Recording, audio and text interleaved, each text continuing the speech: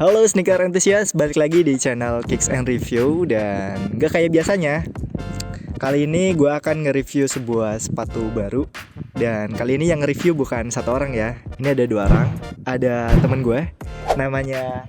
Halo, nama gue Ilyas. Ya, kali ini kita akan ngebahas atau nge-review sepatu barunya Ilyas, yaitu 910 Haze 1.5.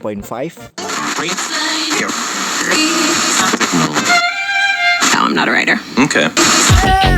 If I find my way home, yeah. Wouldn't it be crazy? Would you still amaze me? Wouldn't it be crazy? Would you still amaze me? Wouldn't it be crazy? Would you still amaze me? Wouldn't it be crazy? Would you still amaze me? If I find my way home, yeah. Nah, coba dong Cuk, lu describe alasan lu kenapa akhirnya lu milih buat beli sepatu ini. Oke. Jadi alasan pertama gue akhirnya milih dan beli HZ 1.5 ini ya karena satu dari desain ya. Bisa dilihat emang cukup menarik sih. Dan dari segi harga juga ya Menurut lu masuk akal ya? ya nggak overprice lah buat sepatu-sepatu running zaman sekarang yang lokal pride kan segitu masuk lah. Ya, udah. Dan desainnya juga menurut gue juga lebih sporty sih Ya kalau menurut gue. daripada seri yang sebelumnya kan. Yang seri yang pertama ya kebetulan. Ya betul. Nah, lanjut kita ngomongin dari bagian solnya dulu deh. Di bagian ini menurut gue adalah yang di-upgrade dari seri sebelumnya atau seri yang pertama itu ada di bagian solnya ya. Iya. Di bagian solnya tuh menurut gue beda banget dari seri yang pertama. Dimana di bagian outsole-nya terutama dia itu upgrade lebih jauh lebih banyak menggunakan outsole berbahan karet dengan pattern yang wavy atau gelombang gitu. Sama disertai juga banyak flex groove buat mempermudah kalau misalkan kaki kita pakai itu gampang buat ditekuk. Dan menurut pendapat lu itu gimana sih? Kan kita pakai sepatu yang outsole-nya itu pakai karet dengan dibandingin yang seri sebelumnya yang ya bisa dibilang kayak midsole cuma dikasih pattern sama dikasih outsole karet di bagian tumit sama di bagian forefootnya kali ya. Gimana sih pendapat lu? Yang jelas untuk varian yang baru ini lebih durable ya karena dari bagian outsole-nya aja ini penuh dan itu benar-benar worth it lah daripada versi yang sebelumnya karena menurut gua kalau versi yang sebelumnya itu kan cuma bagian sini dan sininya aja nih. Nah itu bagian sininya tuh langsung midsole gitu kan. Itu bahaya sih kalau buat pemakaian yang cukup lama bisa cepat habis ya. Menurut gue sih bahaya sih enggak. Cuma ya kurang durable aja kalau misalkan dibandingin sama yang karet.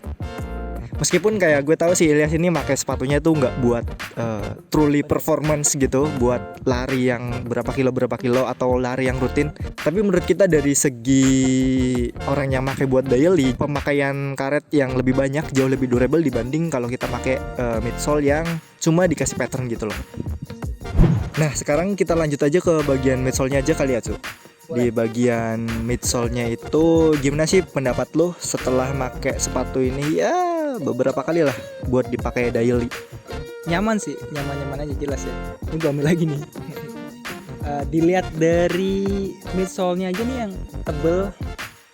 Ini ternyata nggak cuma tebel ya, tapi juga Empuk juga nggak sih?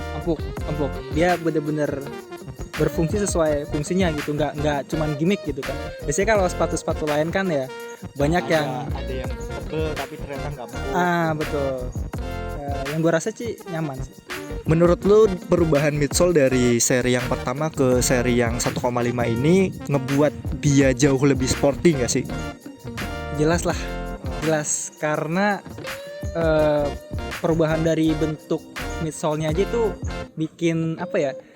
Bikin gue keinget sama salah satu sepatu Nike ya? itu mirip garis desainnya ya. dari midsole-nya, bentuknya itu mirip dan ya itulah nambah kesan sporty gitu kan.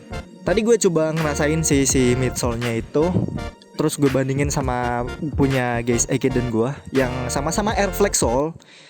Midsole-nya tuh bahannya EVA yang 910 namanya sebagai air flexol, dan gue bandingin sama Gaze Ekiden punya gue.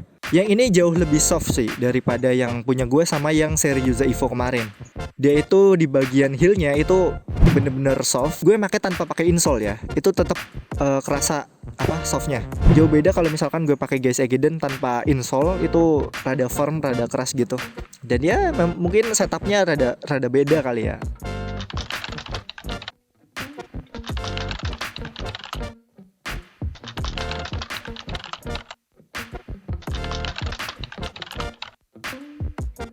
Nah, kalau menurut lu sendiri buat bagian insole-nya gimana sih? Karena menurut gue ya, salah satu yang berperan besar buat ngasih keempukan dari sebuah sepatu yang setup-nya itu air flexol sama insole-nya itu Hexacush. Menurut gue Hexacush jauh lebih berperan sih daripada si midsole-nya. Itu kalau di Gaze Ekiden ya. Tapi kalau di seri Haze 1.5 ini gimana sih, Cuk? Kalau dari insole-nya lu pakai buat daily gitu. Ya dia nambahin kesan empuknya sih, karena emang fungsinya itu kan biar bantalan kaki kita ke si sepatunya tuh emang tambah empuk, dan emang ya worth it lah. Dan rada jauh beda ya kalau misalkan lu kan juga punya sepatu 910 yang air flexol juga kan, yang midsole-nya itu air flexol tapi setup insole-nya itu pakai memory foam. Feel-nya jauh beda kan? Jauh sih, lebih keras yang memory foam ya. Dan sepatu yang gue yang satunya lagi ini yang gue pakai sih sekarang sini. Ini nggak ada outsole-nya pak. Jadi langsung midsole sama tadi insole. Memory foam itu keras sih, lebih keras dari yang hexa foam ini. Dan lu lebih menyukai air flexol ditambah insole-nya itu Hexacush. Ya. Karena emang jauh lebih empuk sih. Kalian harus wajib coba sih. Setup si air flexol pakai insole-nya tuh yang Hexacush. Itu menurut gue salah satu the best setup yang 910 punya buat saat ini ya. Karena memang yang dulu itu 910 pakai setup insole-nya tuh memory foam. Jadi emang enak, stepping comfortnya oke buat kalian pakai daily, tapi kan namanya memory foam itu cepet yang namanya kempes. Dibanding insole berbahan EVA kayak gini yang konstruksinya itu ya ada lubang-lubang gitulah. Ya sebenarnya setupnya masih enak sih, enggak. Kalau di midsole-nya itu ya enggak terlalu soft banget juga enggak, tapi enggak terlalu firm banget juga enggak. Ya ada plus minusnya kalau misalkan ada midsole atau cushioning system dari sebuah sepatu yang terlalu soft, kadang-kadang bisa bikin kayak unstable gitu, nggak stabil. Tapi kalau di yang 910 Haze 1.5 ini ya cukup stabil ya, Cuk. Stabil sih, karena emang nggak terlalu soft banget ya. betul. Kita rasa cukup kali ya buat bahas midsole-nya. Lanjut ke bagian upper kali ya. Nah gini nih coy, jadi ini kan jadi sepatu pertama lu yang make bahan uppernya tuh mono translucent mesh kan. Nah sekarang gimana sih yang lu rasain pas lu pakai ini, dan coba bandingin dong sama beberapa sepatu lu yang make bahannya itu kain atau knit sama yang TPU fusing. Gimana sih feel-nya? Menurut gua pribadi sih rasanya feelingnya sama ya. Maksudnya karena dia sama-sama mesh, cuman bedanya di teksturnya aja sih. Kalau yang lain kan kain, kalau ini lebih ke ya? bener, lebih ke plastik gitu. Tapi kalau airflow-nya sendiri lu ada perubahan gak sih? Menurut gua nggak ada perbedaan yang signifikan sih, sama. Cuma lebih enteng gak? Jelas, karena ini mungkin Dia materialnya jauh lebih tipis ya. betul lebih tipis. Sama di uppernya itu kalau bisa gue bilang konstruksinya sih hampir sama kayak yang seri Gaze Ekiden, dimana dia itu tuh pakai konstruksi yang minim banget yang namanya jahitan.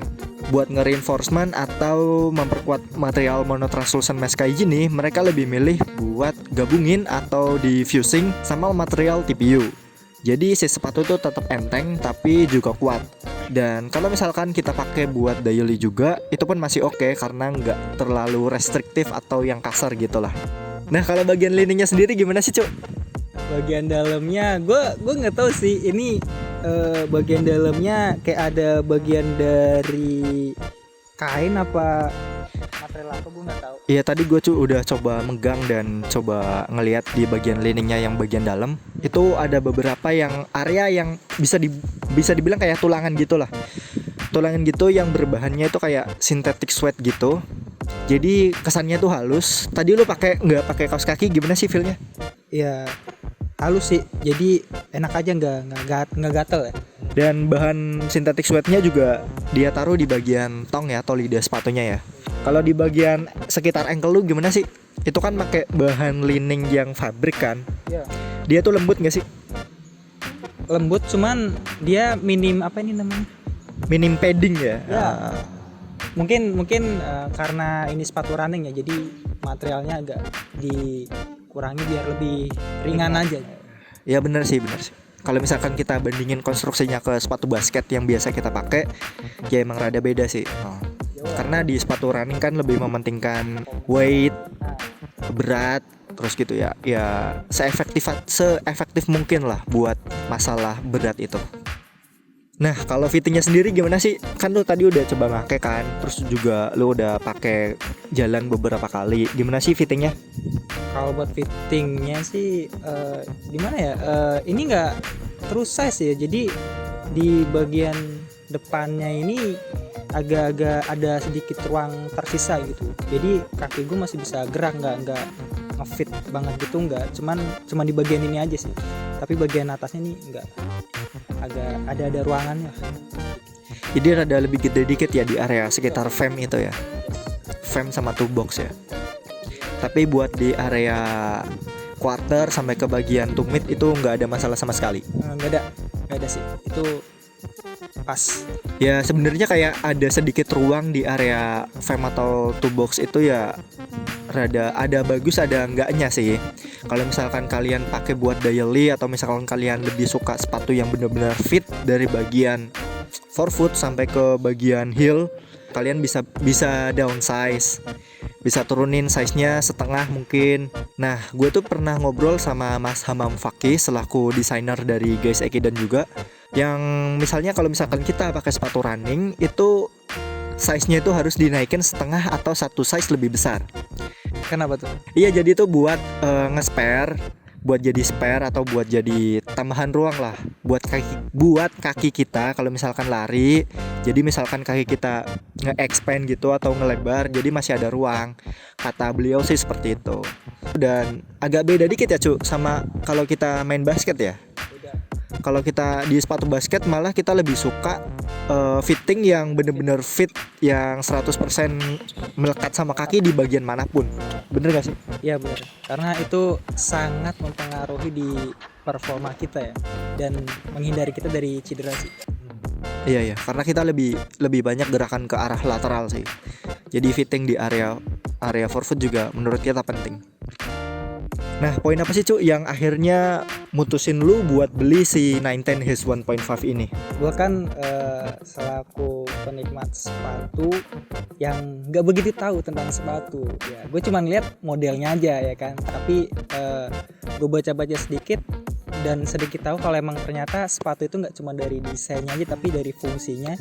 Nah, di situ gue ngeliat si HZ ini menarik dari, seperti yang dari awal gue bilang, dari desainnya menarik dan memang price-nya juga bagus, sangat menarik, apalagi harga resellernya ya.